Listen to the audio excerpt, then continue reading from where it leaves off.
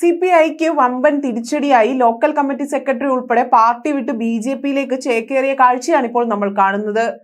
Thachampara local secretary ആയിരുന്ന George തച്ചമ്പാറയാണ് BJP പാളയത്തിലേക്ക് എത്തിയിരിക്കുന്നത്.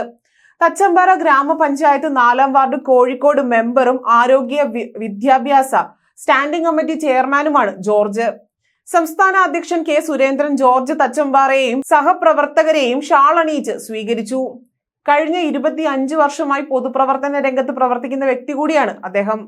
ജോർജിന് പുറമെ മേഖലയിൽ നിന്ന് കൂടുതൽ പേർ CPI വിട്ട് BJPയിലേക്ക് വരും എന്ന റിപ്പോർട്ടുകളാണ് ഇപ്പോൾ പുറത്തു വന്നുകൊണ്ടിരിക്കുന്നത്.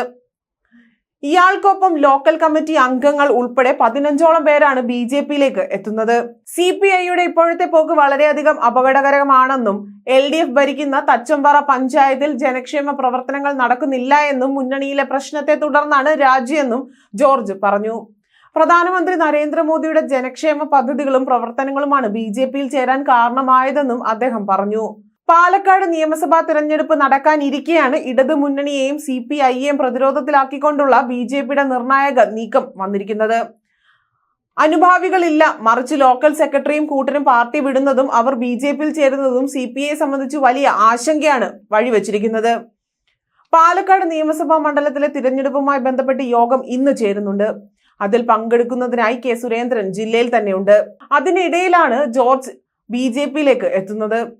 പാലക്കാട് BJP വലിയ ഭൂരിപക്ഷത്തിൽ ജയിക്കുമെന്നും തിരഞ്ഞെടുപ്പ് എപ്പോൾ പ്രഖ്യാപിച്ചാലും പാർട്ടി സജ്ജമാണ് എന്നും സുരേന്ദ്രൻ പ്രതികരിച്ചിട്ടുണ്ട്. നേരത്തെ ജാതി അധിക്ഷേപത്തിൽ നടപടിയെടുക്കാത്തതിൽ പ്രതിഷേധിച്ച് CPI ഇടത്വ ലോക്കൽ സെക്രട്ടറിയായ KC സന്തോഷ് പാർട്ടി വിട്ട് BJPയിൽ ചേർന്നിരുന്നു. മുൻ കേന്ദ്ര മന്ത്രി ഹർഷവർദ്ധനിൽ നിന്നായിരുന്നു സന്തോഷ് BJP അംഗത്വം സ്വീകരിച്ചത്. ഇതിന് പിന്നാലെയാണ് ജോർജ് തച്ചമ്പാറ BJPയിൽ എത്തുന്നത്. പാലക്കാട് മണ്ഡലത്തിൽ BJPയുടെ ശക്തമായ സ്വാധീനത്തിന് ആക്കം കൂട്ടുന്ന തീരുമാനമാണിതെന്ന് ചില രാഷ്ട്രീയ നിരീക്ഷകർ വിലയിരുത്തുന്നുണ്ട്.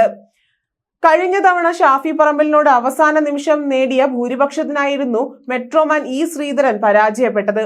ഇക്കുറി ആ ചരിത്രം മാറ്റി എഴുതി പാലക്കാട് പിടിക്കാനുള്ള BJPയുടെ ശ്രമങ്ങൾക്ക് ഈ നീക്കം സഹായകരമാകും എന്ന് തന്നെയാണ് കരുതപ്പെടുന്നത്.